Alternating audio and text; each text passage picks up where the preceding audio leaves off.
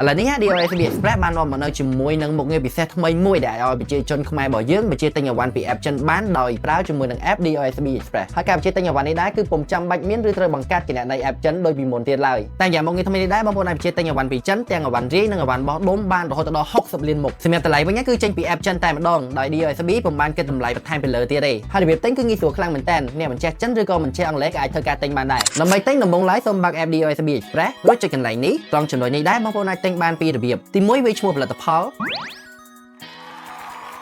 ចំណែករបៀបទី2គឺការងាយស្រួលដោយគ្រាន់តែចុចលើសញ្ញានេះថតឬ scan រូបអីវ៉ាន់ដែលបងប្អូនចង់ទិញ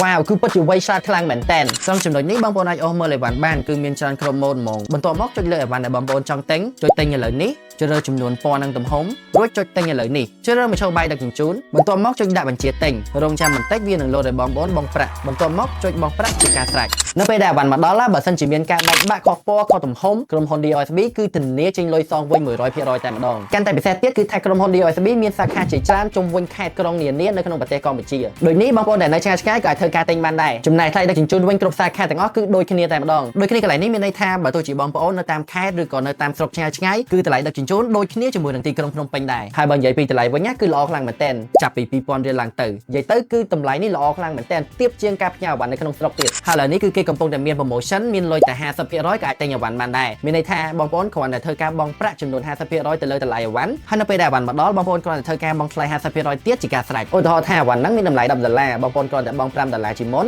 ហើយរងចាំនៅពេលដែលអីវ៉ាន់មកដល់បងប្អូនបង់$5ទៀតទទួលបានអីវ៉ាន់នេះអ្វីដែលសំខាន់ក្រុមហ៊ុន DOSB គឺជាក្រុមហ៊ុនខ្មែរ 100% ដែលទទួលបានអាជ្ញាប័ណ្ណពីរាជរដ្ឋាភិបាលចិនហើយមានសាខាជាច្រើននៅក្នុងប្រទេសកម្ពុជាមានន័យថាបើសិនជាយើងប្រើប្រាស់ជាមួយនឹង app របស់ខ្មែរគឺដូចចូលរួមជួយចរន្តសេដ្ឋកិច្ចនៅក្នុងប្រទេសយើងអញ្ចឹងបន្ថែមពីនេះទៀតគឺគេមានសេវាកម្មផ្ដល់ព័ត៌មាន24ម៉ោងតែម្ដងអញ្ចឹងមានន័យថាបើសិនជាបងប្អូនមានចម្ងល់កាត់យប់ចង់សួរភ្លាមៗក៏អាចសួរពួកគាត់បានដែរហើយដើម្បីឆាតទៅពួកគាត់គឺងាយស្រួលខ្លាំងមែនតើចូលទៅក្នុងផ្នែកបម្រើអតិថិជននៅក្នុង app របស់ DOSB ឬក៏អ្នកនរគ្នាធ្វើការឆាតទៅកាន់ Facebook page របស់ DOSB Express ក៏បានដែរអញ្ចឹងសម្រាប់ការបញ្ជាទិញអីវ៉ាន់ពីចិនលើកក្រោយកុំភ្លេចប្រើប្រាស់ជាមួយនឹង app DOSB Express ដល់ឥឡូវហ្នឹង